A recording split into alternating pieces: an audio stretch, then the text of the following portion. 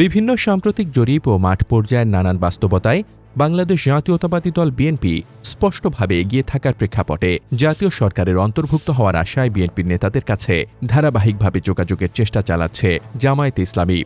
একাধিক জরিপ ও বিভিন্ন গণমাধ্যমে প্রকাশিত তথ্য অনুযায়ী আসন্ন জাতীয় নির্বাচনে বিএনপি বড় ধরনের রাজনৈতিক সুবিধাজনক অবস্থানে রয়েছে।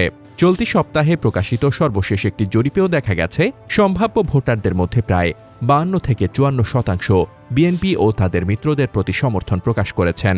বিপরীতে জামায়াতের সম্ভাব্য ভোট শেয়ার নেমে এসেছে প্রায় 8 থেকে 10%, যা থেকে দলটি ধারণা করছে এবার নির্বাচনে তারা হাতে গোনা কয়েকটি আসনের বেশি পাবে না।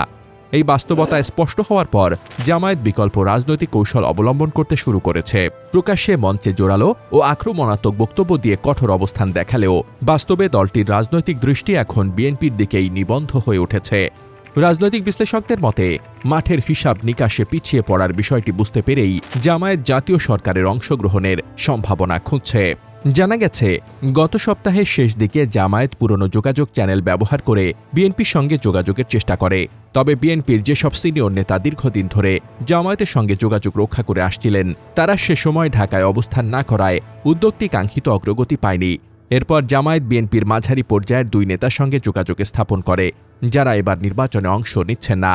সূত্র জানায়, জামায়াতের 4 জন দায়িত্বপ্রাপ্ত নেতা গত 1 সপ্তাহ ধরে ওই 2 বিএনপি নেতার সঙ্গে বসার জন্য সময় চেয়ে আসছেন।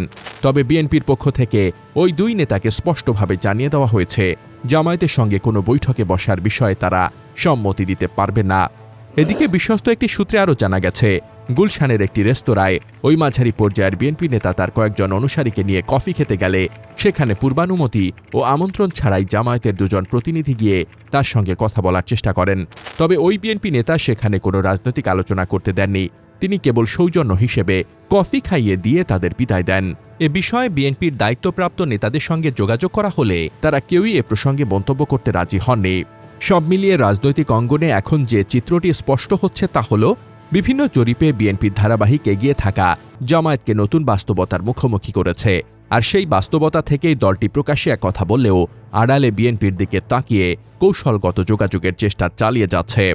উল্লেখ্য, গত 1 জানুয়ারি তারেক রহমানের সাথে দেখা করে জামায়াতের আমির শফিকুর রহমান সাংবাদিকদের বলেন, অতীতের মতো আবারও বিএনপির সঙ্গে কাজ করতে চাই। আমরা এটাও বলেছি, আগামী 5 বছর সুন্দর পরিবেশের জন্য সবাই মিলে ভালো কিছু চিন্তা করতে পারি কিনা সেটাও চিন্তা করা দরকার। আমরা এও বলেছি, নির্বাচনের পরে সরকার গঠনের আগে আমরা আবার বসব, খোলা মনে চিন্তা করে জাতির জন্য সিদ্ধান্ত নেব।